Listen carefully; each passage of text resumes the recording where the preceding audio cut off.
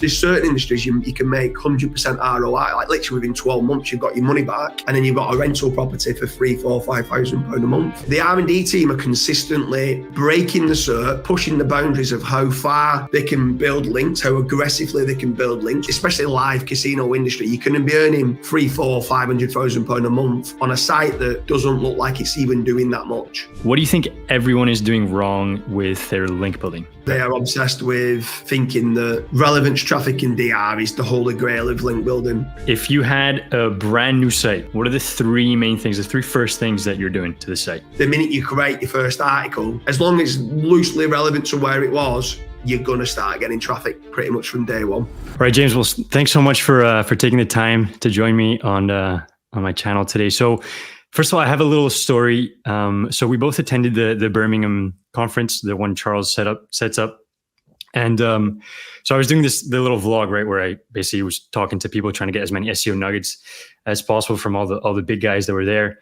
And absolutely everybody was saying that I had to, one, speak to Mads Singers, because he has a specific way of solving problems and he sees business in his own way. And then number two, I had to speak to you because everyone was saying that you're probably one of the most successful SEOs that they've been around. And so it's really cool to have you on the podcast. Yeah. How are you doing today? Where are you based right now, actually? Based in Manchester. Okay. Do quite a lot of traveling, but generally based out of Manchester in England, and then travel like 1-2 weeks here and there. So just came back a couple of days ago from Turkey, there with the family. Nice. So, well, yeah. And then going to Chiang Mai next month. So are you going to Chiang Mai? Yeah, I'm going to Chiang Mai. You going? Okay. Yeah, I'll be there. I'll see you there then. That's amazing. Yeah. Yeah, outstanding. So, okay, so you're involved in an insane amount of businesses, different ventures. I found a list online. I think it was on FatRank about all the different things you're doing. There's like a bullet list of like 24 things.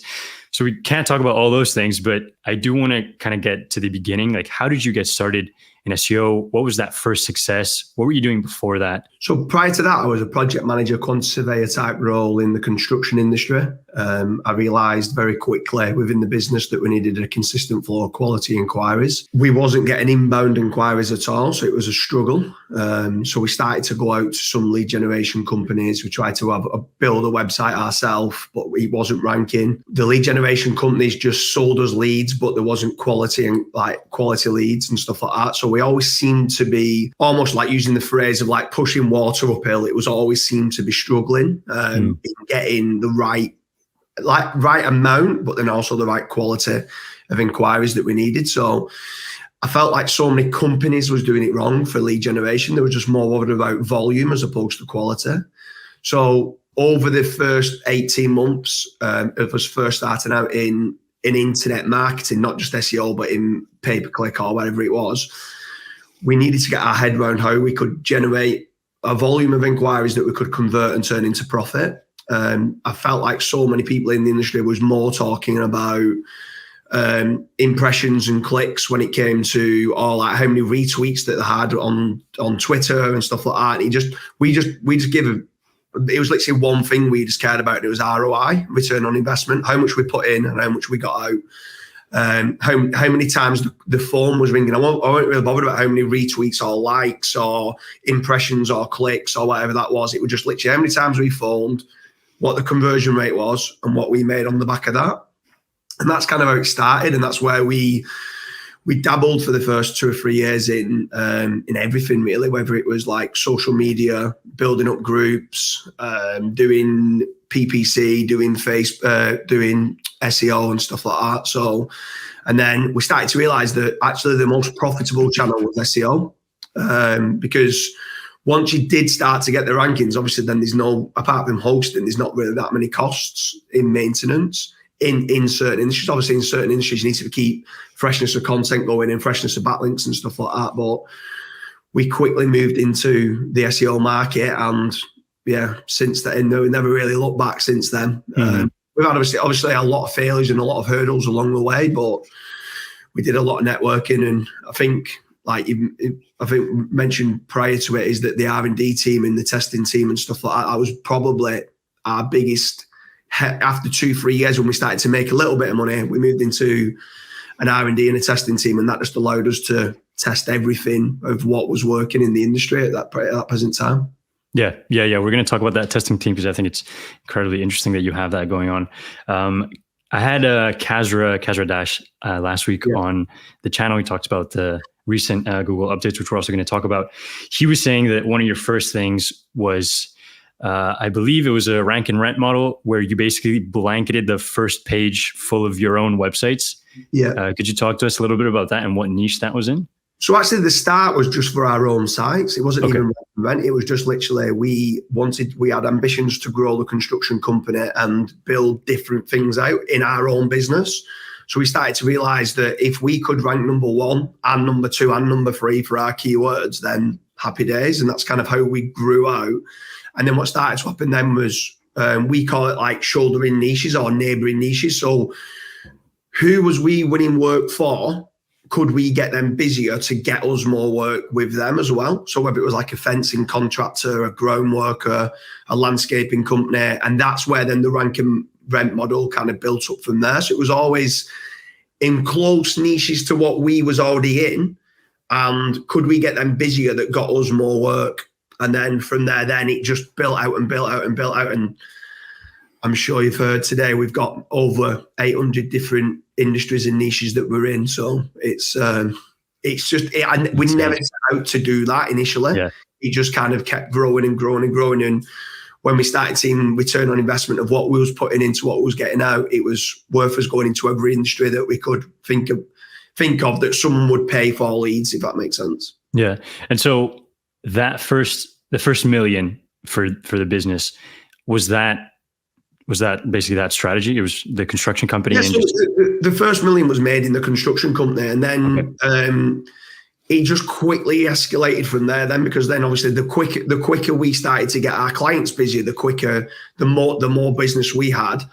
But then probably I'd say 4 years in, we started to realize actually we're making more money now on lead generation than we actually was on the construction company. And that's when then we turned the whole model around of, right, let's scale out. And we still have the construction company today. I mean, that business has grown from, in total, it was doing 500,000 a year, and now that does 8 million a year in revenue. So we don't really want to grow it that much more than that now. It does like playgrounds and sports pitches and artificial grass and stuff like that. And we're happy with where that business is at. Sometimes we could probably grow it to about 15 million in revenue, but the net profit line wouldn't grow that much more. So we're kind of happy with where that's at now. We sit at a high barrier to entry, and that's kind of we found that's a perfect point for that business. But obviously then we started to invest in other companies and stuff like that whether it was like road markings or doing tarmac on sports pitches on fencing and stuff like that. So the growth happened that way. And so could you, for someone who's a complete beginner, could you break down what rank and rent is today? What that looks like? Rank and rent is where you build a website, you rank it for the terms that you want to rank it for, that it starts to get traffic and inquiries, that a company would want those inquiries. So, and then at that point, you speak to them saying, basically, it's like a lead generation, but as opposed to paying per lead, they rent the website from you. And that's kind of how it works. We've now taken it one step further where we try to get exclusivity with companies that we then will build them out in their branding. So it's almost like we're building a site for them that we own, that we're giving exclusive leads to them. And they're happy to do it because if you're a dental practice, you're very good at doing implants or dentures or whatever it is that you do with regards to the teeth. You're not good at marketing. Like you've been trained to, I couldn't do what they do, but they can't do what I can do, if you get what I mean. So It kind of works hand in hand where we completely eliminate risk to the clients. We charge them nothing for the content, nothing for the backlinks, nothing for like building out topical authority, building the site out, doing the images, doing the videos. We do everything we possibly can to make certain we're ranking across all platforms, whether it's Google Images, video, Google Videos, YouTube, going on Pinterest, Twitter, Facebook, everything. We want every traffic source we can think of. And then once they're happy with the inquiries that they get, and we'll set up, they might say, we're happy to rent it out at £1,500 a month. And we might agree with that figure. And then they're happy, we're happy, they're generating inquiries. they're making a return on investment, and we're happy to rent it out at that price. Is it always a monthly thing, or do you guys ever take equity in the company or like a percentage of revenue? Or so that's a great question. It's every single niche is different. We have a sales team as well that deals with this. And I get asked this question so many times of what's the best model? Is it being an SEO agency and just charging them for content and backlinks? Is it doing lead generation and charging them per lead? Is it doing lead generation and asking them for a kickback on a back end? Or is it doing a rank and rent model? And from industry to industry, and it matters how good the client is, it completely depends. And I know that's a bad answer to give, but it's not a one size fits all. Yep. So normally we'll enter it that we'll do it on a lead generation where we say, don't pay us anything. If you convert an inquiry, pay us a finder's fee. And that's the kind of model of how it works. Then what starts to happen is, after 6 months, 12 months, they then just start getting to, we want kind of a fixed rate because it allows us then to know exactly what we're getting on a return on investment on that website and how much we can spend on that website. And then they want, a lot of the times, 12 months down the line, they just want a fixed rate. So they don't have to start micromanaging every single lead and how much profit they've made and what kickback to give us. So in time, the rank and rent model seems to work the best. But to start with, you can't go out and you can't go out to a new client and say, do you want to rent this site for £1,000 a month? Because they don't know how many leads you're generating and what quality the leads are. So you kind of have to test the model out. They've got to test the model out. And then once both parties are happy, then at that point you can do the rank and rent model. Yeah. Yeah, it's funny because when I started in the SEO space, which was around 8 years ago, I started with the same model. So I was in school at Vancouver at that time in Canada, and I created a fake dentist website, kind of just testing, learning things online, ranked it, and then ended up contacting the top 30, 40 dentists saying like, hey, I have all these leads. Can I sell them to you? The issue that I was having is that most people didn't believe that. Well, there was one guy who tried to sue me. He was like, oh, you're pretending to be a dentist online. What are you doing? This is kind of sketchy. Yeah. And most people just didn't believe that I was getting those leads, right? How do you convince the client, or how do you come across in a way that's like, you've built something and you're ranking it and it's a real thing, but you're not scamming people, right? So, I mean, probably the easiest way to start with is if you choose a certain industry that you want to get into, you can build like a directory for that industry. So what you can start to do is not faking it to say, oh, this is who I am, and you might not be then, and faking addresses and all the rest of it. We kind of don't go down that road because Google are very clever and very savvy at people who are doing like mass GMBs or Google business profiles, and they're all getting suspended all the time. And I just didn't like that model of trying to fake it, because obviously not only that, is if you start putting like fake accounts online and stuff like that, or fake information, and some people like editing with Photoshop like certain bank statements and all sorts for proof of address, that's fraud. So you're gonna get in trouble. So we generally do like the directory type listing site where we'll just list here's the best 10 plumbers in this area. And then on the site, there might be ads kind of displayed on there.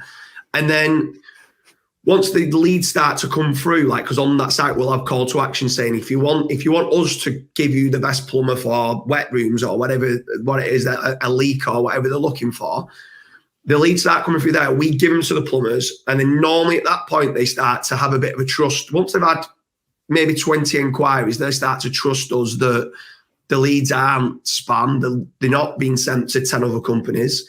And at that point, once they start having that little bit of trust in you, they then start to ask more questions like, how can you help us with our website? Got it. And then we do help them with their website as well. Like I've got an agency that does content and backlinks called Searcheroo.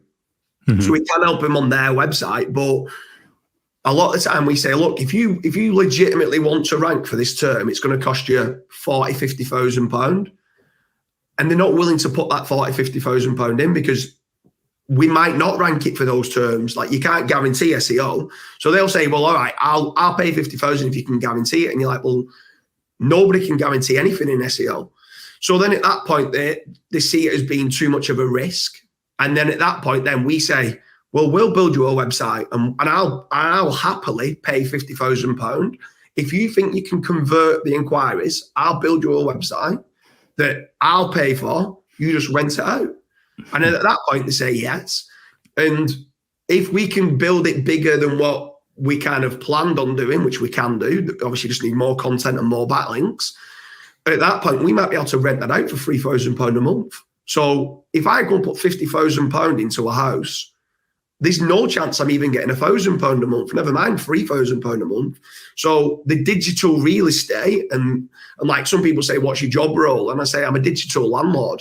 Like, because that's kind of what I'm doing. I'm building up real estate online and renting it out.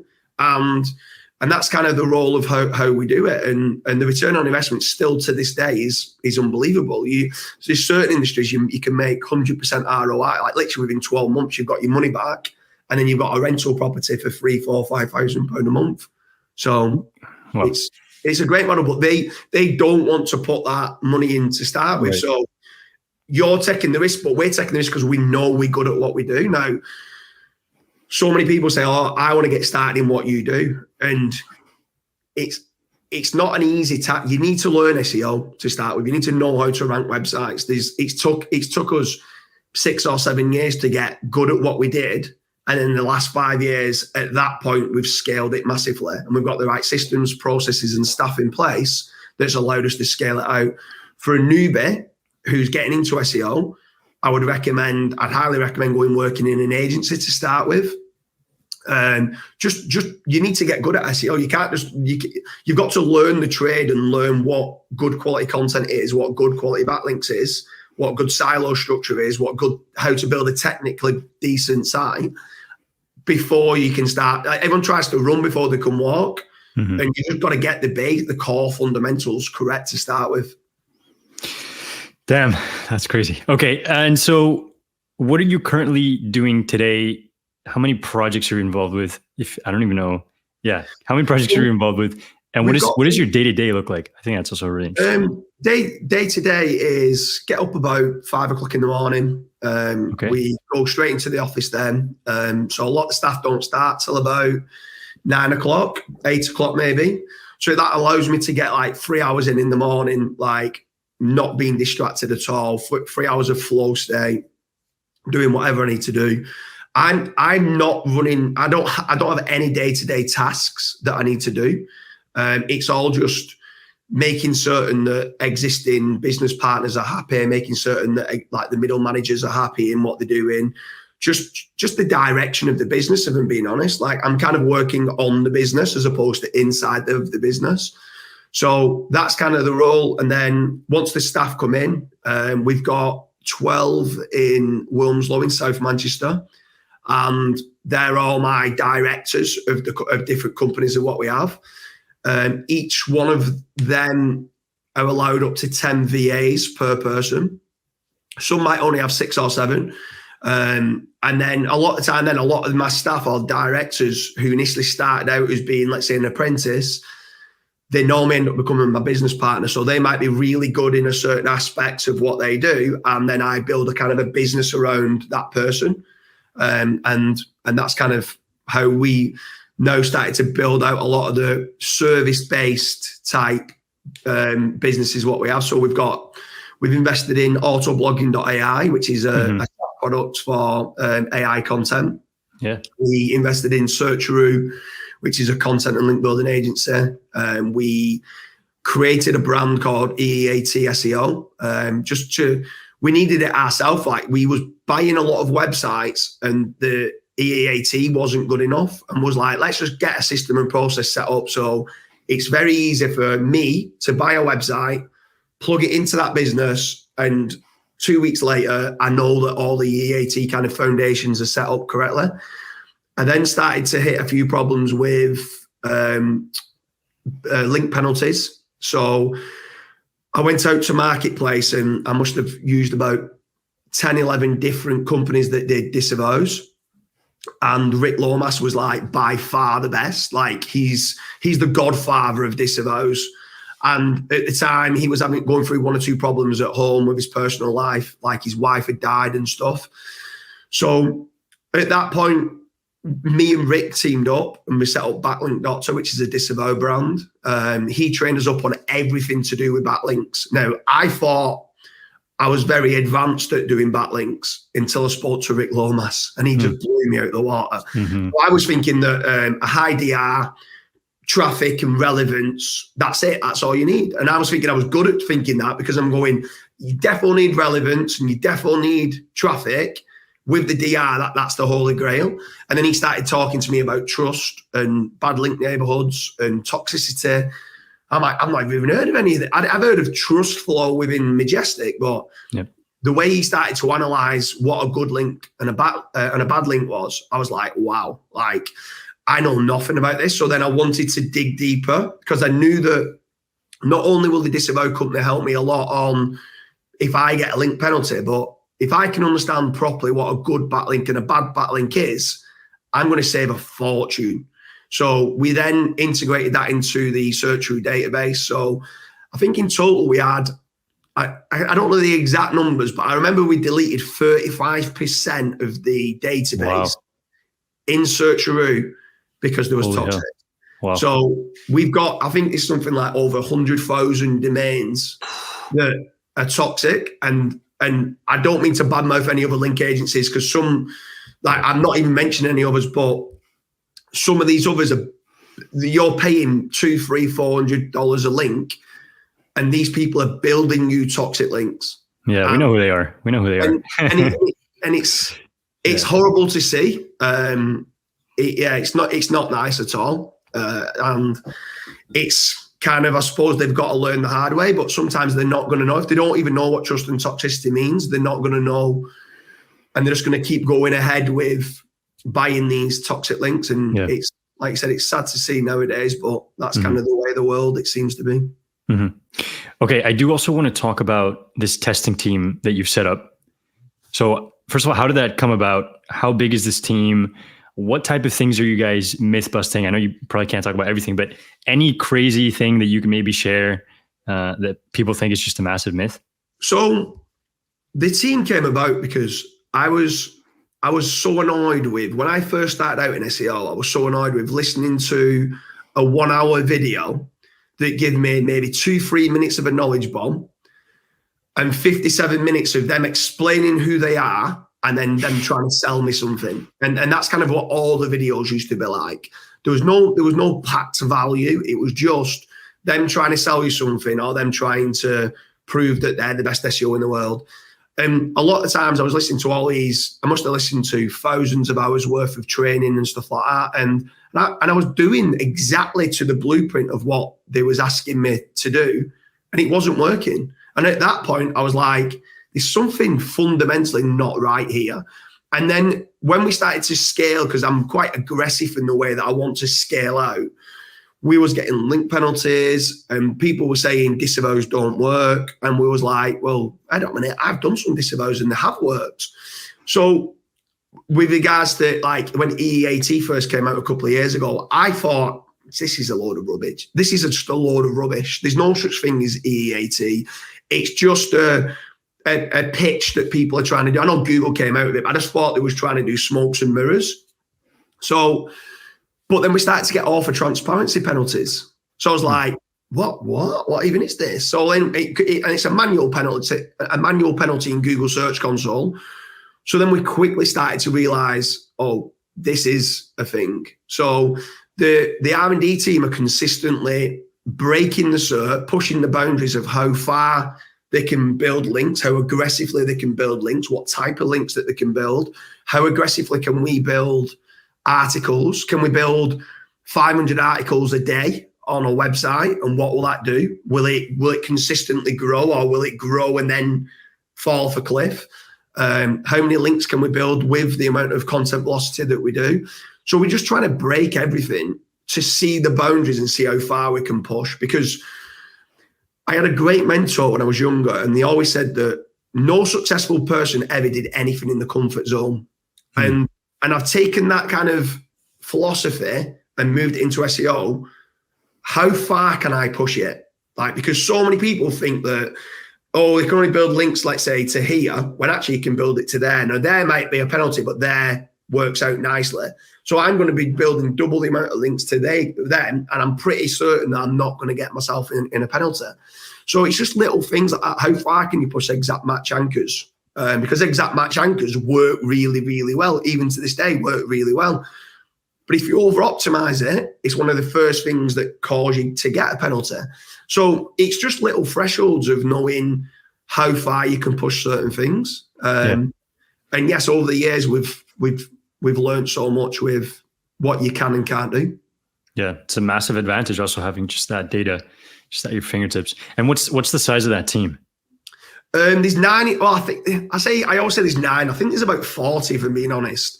But there's 9 physically in-house employed. But some of them have like 2 or 3 that are consistently running tests on different sites. So like some of them might be scaling the 500 blog posts, let's say per day on a site. And how far does that push? Some people are pushing like physical silos, reverse silos.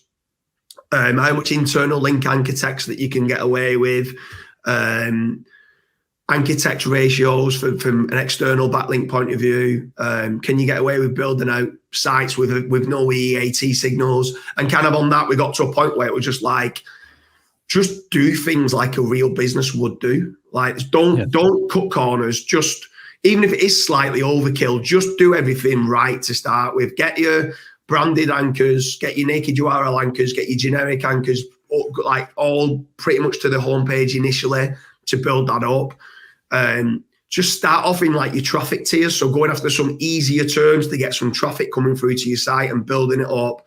I think Daniel Carter called it the SEO avalanche approach. And just building it up and building it up and building it up and doing stuff steadily. Now, the testing team don't do that, but that's kind of what we do on our money sites. And because we always want to make certain that Google can change the dials at any point. So what we don't want to do is, if there is what you can do, if we're here and they test the dial and move it to there, well, we're going to have a load of sites that have been hit and stuff like that. And sometimes you don't need 1,000 referring domains on a local rank and rent website. You might only need 200 referring domains, and that's good enough. You might only need 60 kind of blog posts. And that's more than enough in that industry. But then obviously in the finance industry, you might need 5,000 referring domains and 3,000 blog posts. So it's just trying to work out exactly what needs to be done and trying to do it in the most efficient way. Yeah, incredible. Yeah. What have you seen as the industry that has the greatest ROI in terms of just ROI, I guess? Do you mean what type? So whether it's affiliate, e-commerce, SaaS? No, I think more than that. Just is it the finance? Is it tech? Is it? Right. Okay. So industries. So the local rank and rents don't get you a lot of money. They might earn you up to maybe maximum £5,000 a month. Okay. Because a lot of time you hit a threshold. You can earn more than that, but a lot of time you hit a threshold with the type of company that you're dealing with. Right. They don't want to kind of grow much more than that because it becomes a headache for them, more vans on the road and stuff like that. So the rank and rent model, there's a lot of different industries to go into, but they're all relatively small in revenue per industry. The iGaming industry, like slots, bingo, casino, especially live casino, betting and stuff like that, that's very lucrative. So especially live casino industry, you can be earning 300,000, 400,000, £500,000 a month on a site that doesn't look like it's even doing that much. Because the player value of the live casino players is huge. So that's a good industry. The casino market's always stood as well and done as well over the years. The finance market in certain industries is very good. We actually own a call center. So we on the finance side, our problem was we were generating too many inquiries for, let's say, mortgage brokers who might have already been on the phone. So then we've kind of moved that into a call center now that we own. So we've got over 100 staff in a call center in Manchester. Jesus. So all that goes into there and they become a sales generation as opposed to a lead generation. But we get, depending on within the finance sector, whether it's pensions or equity release or loans, or whether it's like bridging loans, equity, invoice factoring and stuff like that, depends on whether we get anything from 6 to 10x more for a hot lead than we do for a web lead. So some of them we might only get paid £100 for a lead, let's say for invoice factoring, but we'd get paid £1,000 a lead if it was a hot lead where we've taken the information, done a fact find on them, they're doing over $1 million in revenue, right? And then when we send that on to the invoice factoring company, they'll pay us £1,000, still not even converted, just for a hot lead. So the finance has done well as well over the years. And then, I mean, there's so many different ways. When we come to these networking events, I see certain people in niches that I've never even heard of, like some cream industries and stuff like that. And you're like, wow, you're making £100,000 a month just in the cream industry. And they're like, yeah. And there's some like acne cream and stuff like that. And then there's others that are making a lot in SaaS products and stuff like that. The AI industry at present, that's probably one of the most lucrative industries that they are. I think like the net profit margins on them are normally above 80% in net profit. So it's ridiculous kind of insane. Like how much you can earn and stuff like that. So I feel like there's so many different industries you can enter. One thing I would say to you is some people kind of say, follow your passion, follow what you like. I'd completely disagree. Like, I know you're doing it on a day in, day out basis. So you kind of got to have, you can't consistently be writing about, let's say, another big one for us is funeral directors, right? Okay. Funeral directors is not a passion of mine at all. Do you know what I mean? Like, yeah. But we realised everybody in the world's going to die at some point, and people need a funeral director. And for that reason, we think it's a lucrative kind of market to say we can do lead generation for it. The funeral directors don't really know what they're doing. And it's not really an industry you can do a lot of like nice images on or videos on or anything like that, because it's a horrible industry. But sometimes the industries that aren't nice from that point of view can be a lucrative industry. Do you know what I mean? So sometimes people say, oh, I'm going to follow my passion and do art and design. And it's like, well, everyone does art and design. Do you know what I mean? Like, you're not going to make much money from that. Like, I know another one that makes quite a lot was talking about the creams, and they do a lot in anal bleaching cream. Damn. Now, that's not someone's passion. Do you know what I mean? So it's you just got to find certain markets where you feel you can find an angle and you can give something slightly different to what's already there, and properly enter the market and scale it, and it can work well. Damn. Interesting. Very inspiring. You got my head spinning.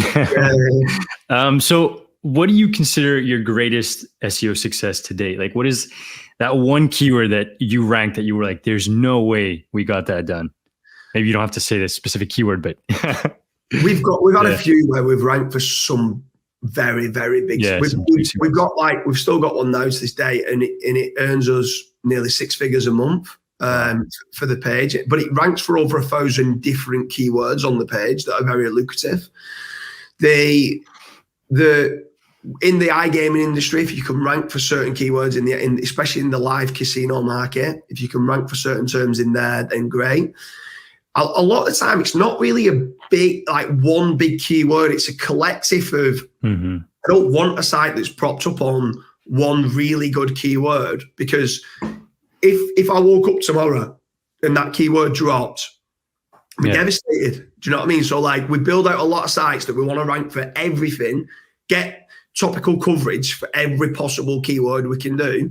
And if anything, I try to go after the little ones and build up and build up and build up and build up until I can get the harder ones to be done. So along the way, when you're building up your traffic tiers, you get to the point that at some point, the big keywords are going to pop and they're going to get to number one, because the amount of traffic and behavioral signals that your site has, you're going to start getting the big terms. I don't really chase the big terms to start with. I always go after ones that I feel I can win on and then build up from there. Nice.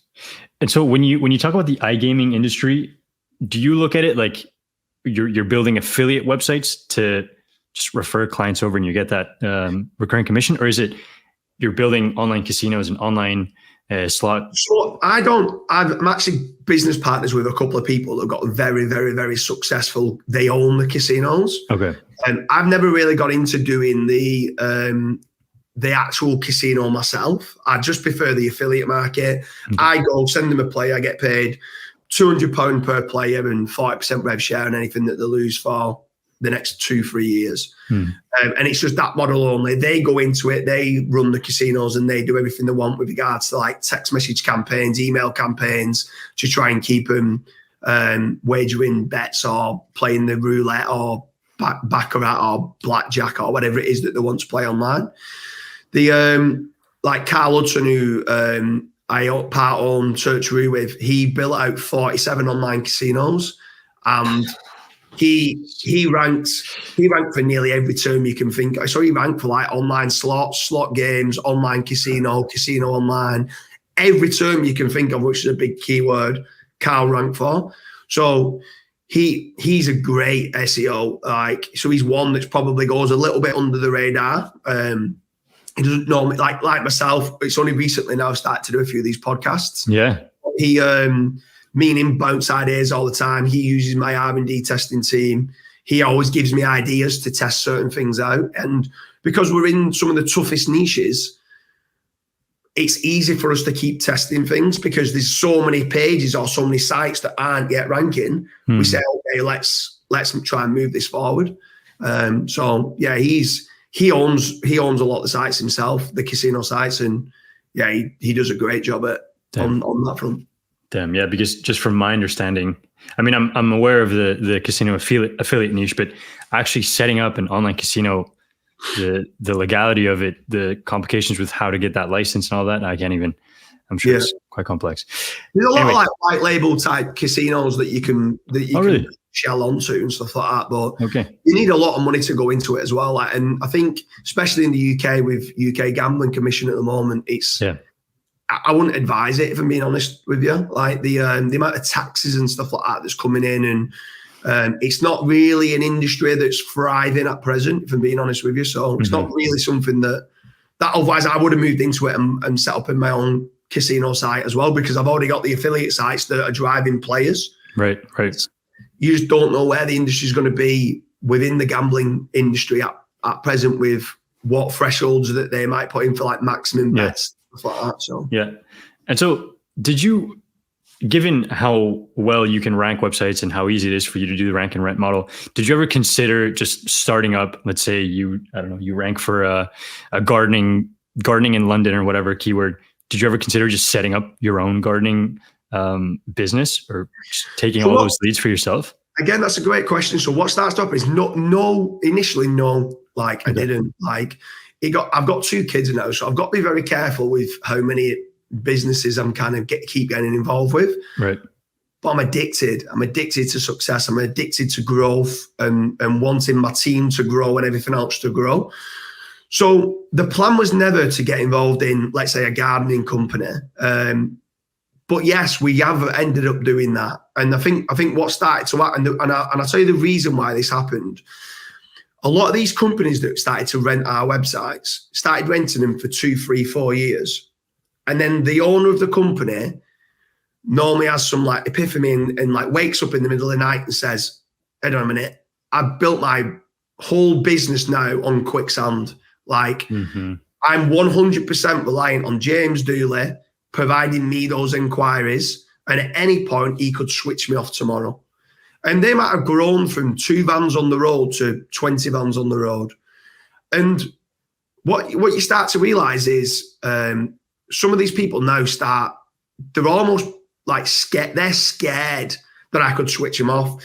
So at that point, I created, this was about 5 years ago, I created a vision statement to make it very clear that mainly for my staff, not for me, but we have to do everything with honest trust and integrity, to make certain that we don't just, if someone does come and offer us £500 a month more, if we built a site over a stretch of a few years with a company that have grown with us, we can't just switch them off.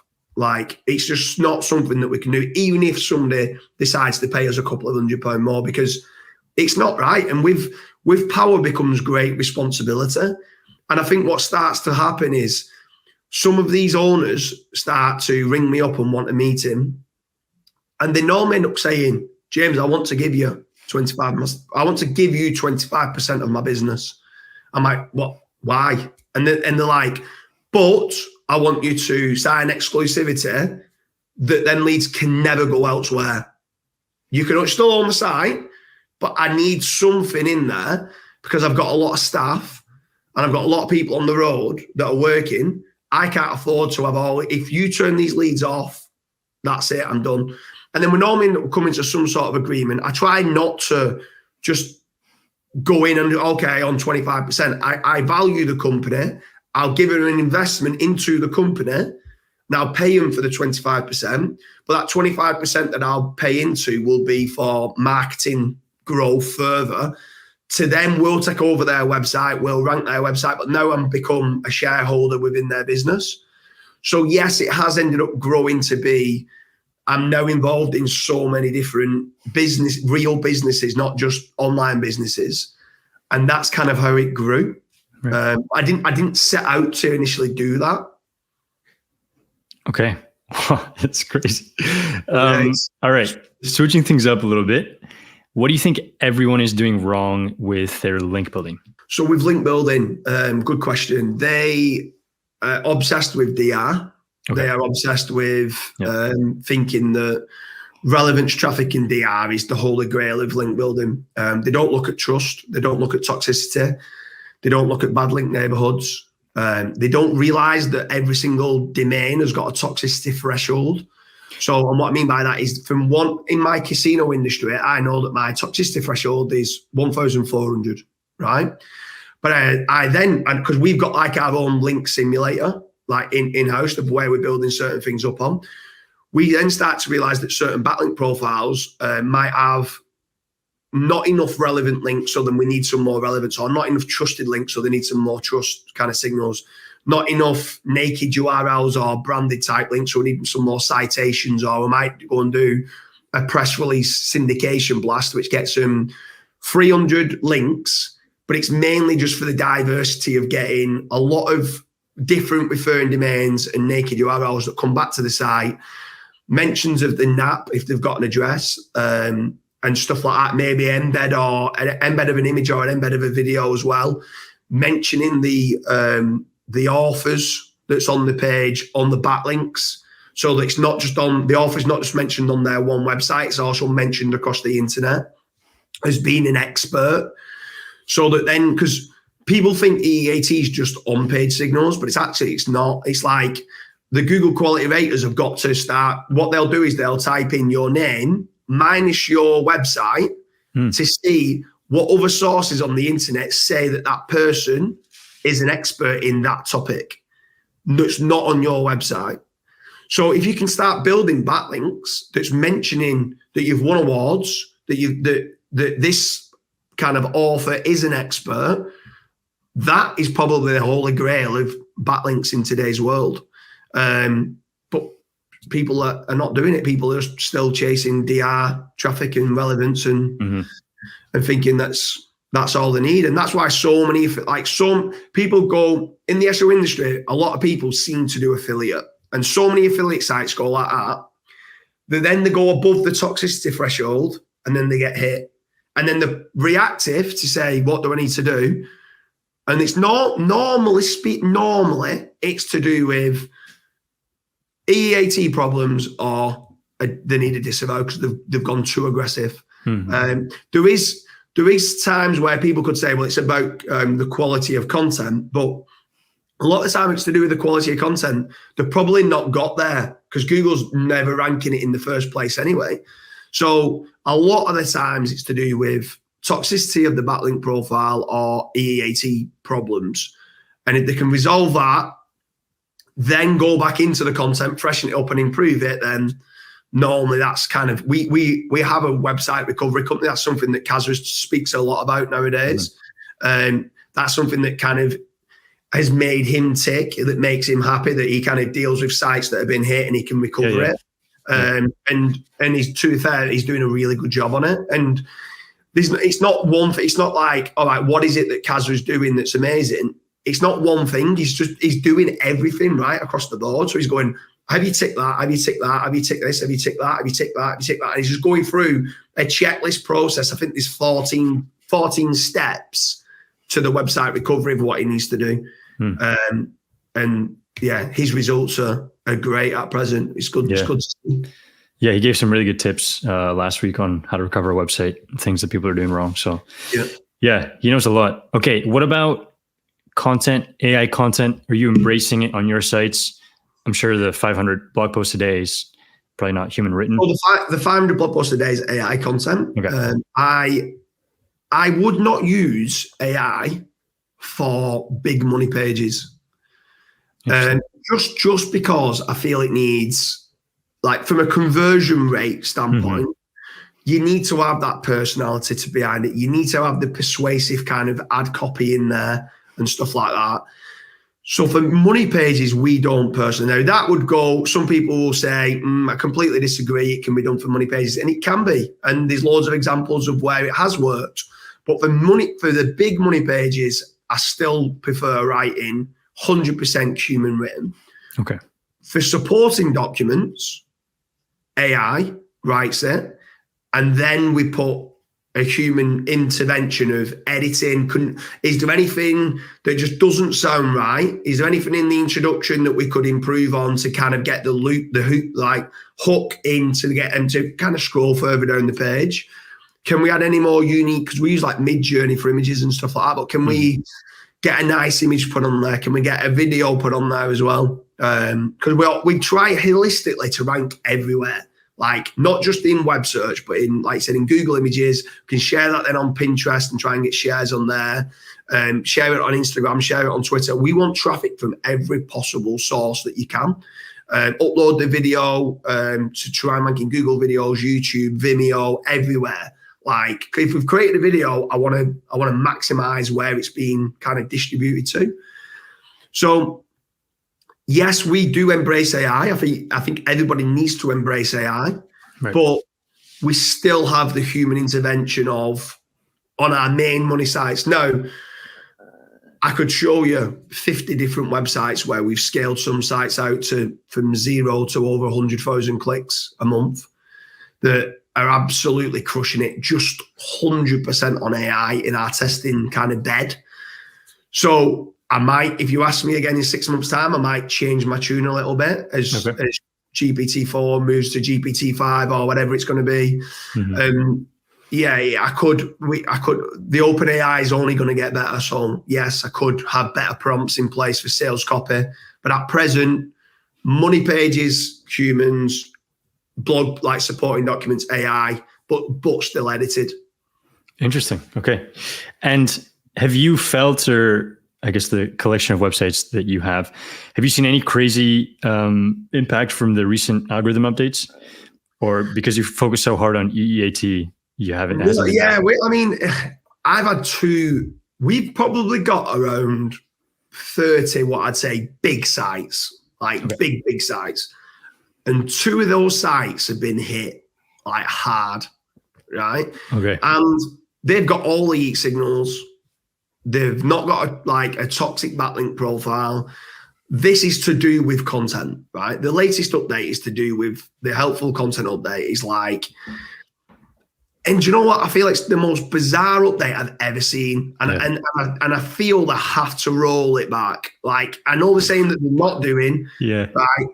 But then I've got this is a complete and utter myth, right? A complete and utter myth, right? But Google realized now that, and this is showing, it's just like my own opinion, not a myth, but it's my own opinion about something. Okay. Google have realized that everyone now has become obsessed with correlated content, right? So I feel that Google have just put more wildcards in and say, right, okay, here's the best 2 affiliate sites for that product.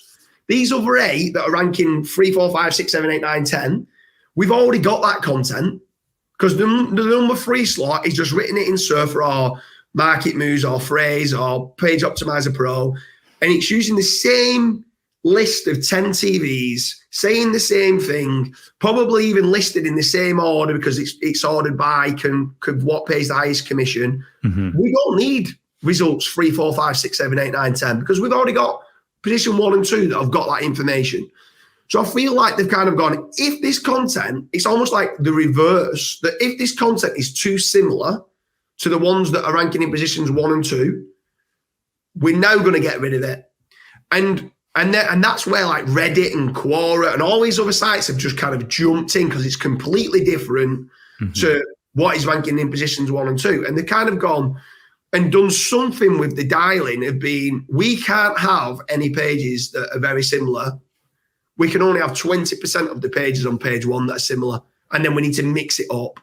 And I feel like they've gone down the road of, they've created something within the algorithm that's messed around with this. And so many sites that have been hit, I'm looking at it and going, you've got good quality content, you've got topical authority, and you've got a good backlink profile.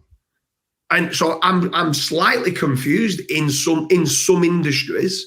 Some industries I can see why some of them have been hit, but some of them I'm like, I'm still learning. Like the R&D testing team have never been busier in all their life, because now they're having to go back to every single test of what they've done to say, what is wrong with this? And we must have 150 different, what I would class as being big SEOs in the industry, are big affiliate marketers that are doing well over £100,000 a month, or was doing over £100,000 a month, that have come to us.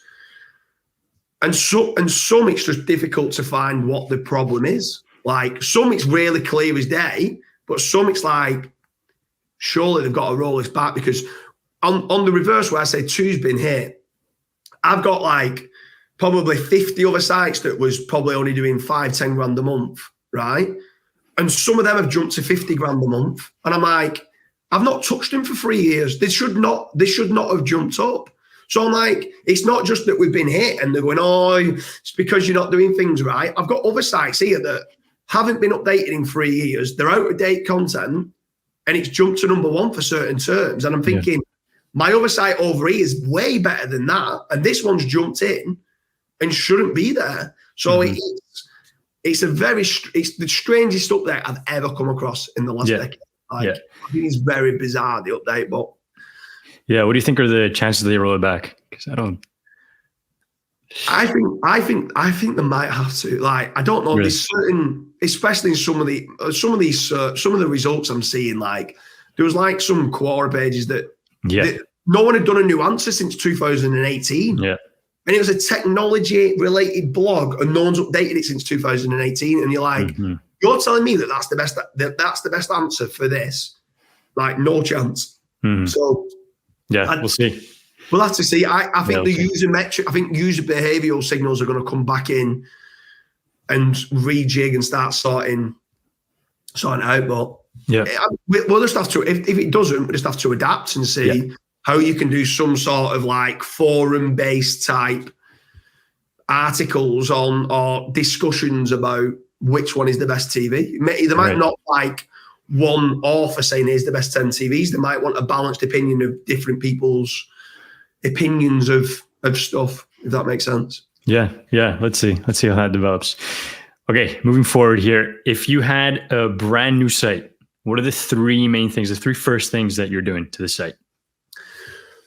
Building it, but make certain I'm just ticking all the boxes for me, AT. Just get an address, get a telephone number, get an email address. Just get the core basics. There's no money involved in doing that. There's no like, it's just do what a real business would do. Get a Twitter account, get a Facebook account, maybe get a Pinterest account, something like that, get a YouTube channel, just to have them links put on there. Get the core basics in the footer, just get that set up. Then go and build maybe 50 pages. If you want to do AI, do AI. If you want to write it yourself. But try to go after low keyword difficulty. So try to start having certain pages that you think you can get top 5 rankings on. So ideally, keyword difficulty from 1 to 5. I'd go down that road, and then just branded naked URL links to the homepage. Maybe start off with like citations, forum links. Just the majority of them are going to be no follow backlinks. They're not going to be powerful. They're not going to get your DR up to DR40 or anything like that. They're just going to get the foundations right And then from there, then hopefully you might be able to start earning, it might only earn 30, 40, 50 pound a month. Just keep then growing it and do the article velocity and link velocity.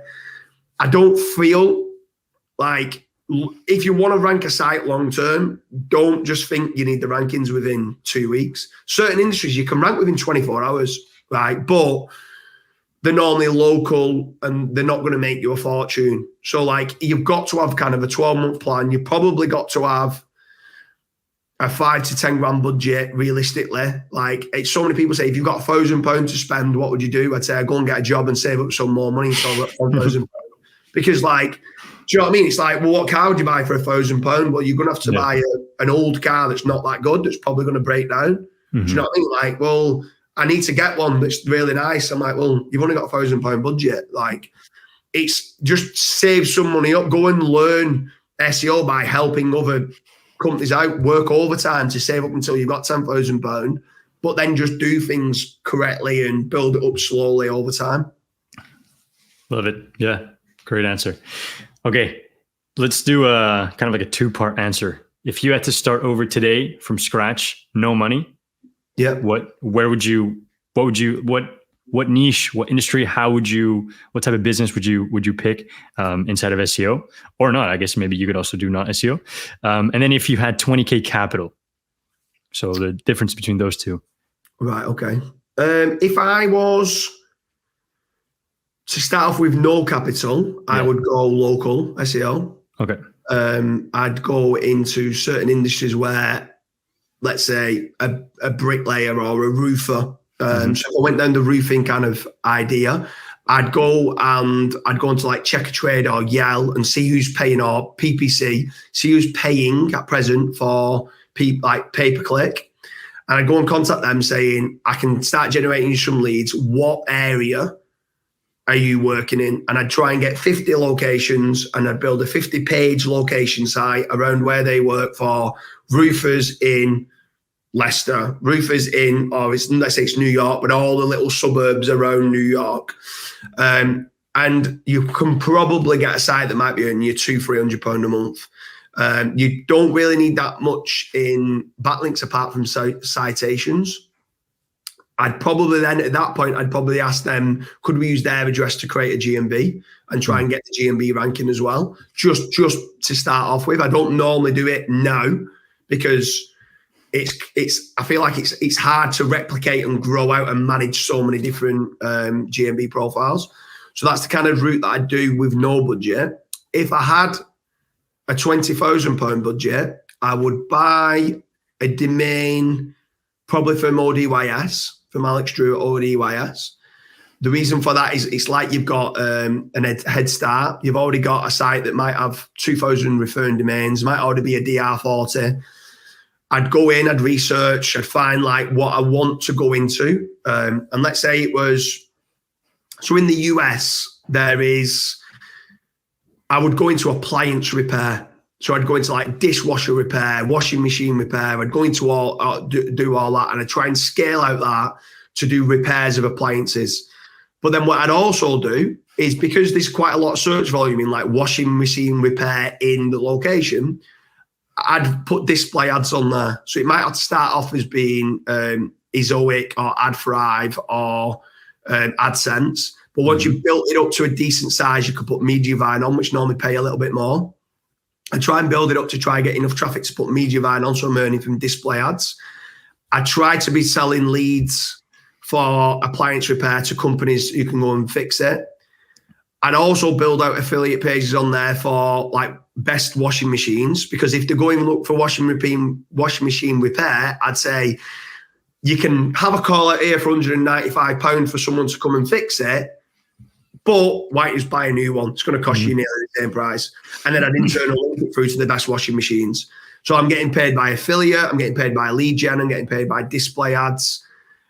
You could, even then in time, once it starts getting enough volume, you could then start having on the affiliate page like certain banner ads for extended warranty. And you sell like insurance on there as well, extended warranty. And you get paid, I think it's something like £250 or something like that. If someone signs up to an extended warranty for product insurance. So you've got lots of different ways of monetizing the site. And that's kind of how I do it with a thing. But I definitely start it on an age domain that's got referring domains and some sort of power, because the minute you create your first article, as long as it's loosely relevant to where it was, you're going to start getting traffic pretty much from day one. Amazing. Wow. Bomb, knowledge bomb, golden nuggets. I love it. All right, last few questions here. So the future of SEO, SGE, what are you thinking? You still bullish? Yes, in certain industries. I think certain industries who've built out a lot of informational type websites, programmatic type SEO websites, I think they're going to struggle, because I think SGE is going to take over and give them the answers that's then not going to get their website to get the clicks anymore. So I think for sure, certain websites are going to be decimated with traffic. Like what used to get a lot of traffic and probably made money by display ads, top of the funnel type keywords, I think they're going to get hit hard. I think the bottom of the funnel stuff, they're still going to get a lot of the clicks. If you think of it this way, right?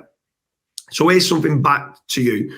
Google are a business and they make money by two different ways, right? Probably more than that, but two main ways. Pay-per-click. But people forget they make a lot of money from AdSense, from display ads. So if they do not give the clicks through to websites, they're not going to get paid on the ads that's on the sites. And they make a lot of money from that. So they're not going to nick all the clicks.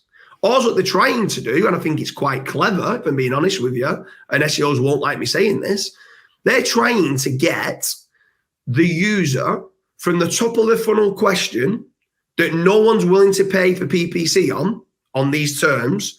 They're trying to give them the answer and then give them the next question to move them down the funnel until they get enough down the funnel that then someone's willing to pay for ads on them. So all that they're trying to do is fast track these people from top of the funnel to bottom of the funnel. Bottom of the funnel, Google gets paid on ads. And that's what I think they're trying to do. They're not going to say that. They're going to say it's all about the user. But in a way, it kind of is about the user. They're trying to get them to give the answers as quickly as possible, to get to the next question, to get to the next question, to get to the next question, to then be ready in the buying cycle or whatever it is they're wanting to do, to get to a keyword that then they can start showing the ads to. So that's you've just got to try to work out what's going to get decimated and what's not. Right. Yeah. Yeah. And to be fair, I think that for a lot of these hyper informational queries, the experience is probably even better. It's just, you don't have to read 6 paragraphs to get to that answer. Right. Yeah. Cool. I do want to talk about a little bit, not related to SEO, but your horse racing business. What's going on there? When did that start? How did that come about? It started about 4 years ago. I had like 5 or 6 really good years in business. Obviously, like wanted to make certain that I sorted my family out, that I'm mortgage free, that I'm financially free for the rest of my life. And kind of when I got to that point, my mum had retired, and I wanted to do something that me, my 2 older brothers, and my mum, we all love. And the one thing that we all loved was horse racing. So like I like football, my brother likes football, but my other brother likes tennis. So it was like one thing that we all enjoyed and we've always enjoyed is going, not just this specific racing, everything around the racing. Like my missus can get dressed up and look really nice and she can go to the races and stuff like that. And the whole stopping in a nice hotel nearby to the race course, and you just make a full weekend of it. So we got into basically, we bought a horse, then we bought a second horse and a third horse, and we've built it out now. We've got 14 race horses. Wow. We've had a lot of success from it. We didn't do it specifically for profits. We didn't do it we didn't really do it. I'm not saying we didn't do it for the success. Well, obviously we wanted to have winners, but we did it for the fun and love for the sport. And it's given us so many amazing memories. It brings me, my 2 brothers and my mum together, and all the rest of the family as well. We've been to Qatar, Dubai, Hong Kong. We've traveled all the world with the horses. We've had winners everywhere. And yeah, it's been a great success. It's been a lot of fun. That's insane, and it's all from SEO. It's all from SEO. Yeah, it's incredible, dude. Yeah. Well, James, listen, I really appreciate this podcast. So many knowledge bombs. So good. Where can people find you? Yeah, I'm on all social media networks, so I'm actually starting being a little bit more. I'm posting quite a bit more now on like Twitter, on Instagram, and on Facebook and stuff like that. So probably say Twitter, James_Dooley, or Instagram, I think it's James Z Dooley. But if you go into jamesdooley.com, that's got all the social media accounts and stuff like that on there. So that's probably the best way to start off, on jamesdooley.com. Sounds good. Any YouTube channel coming in the future? Yeah, I've got a YouTube channel on there. That's on the jamesdooley.com. So I think it's just James Dooley. It might be James Dooley SEO or James Dooley. That's going to start having YouTube shorts put on there and stuff. Amazing. Like that. Yeah, that'll be good. Yeah. I need some help from you. I love your videos. No, dude, you don't need any help from me, dude. You're doing phenomenally well. I tell you what, I can talk, but like the editing and stuff like that, no chance. I'm going to need. Well, you just let me know. I'm there. Yeah. I'm there. I appreciate it, James. Thanks so much for your time. Chat by about it. Yeah. Sounds good. Thanks so much, James. Good seeing you anyway. See you. Cheers.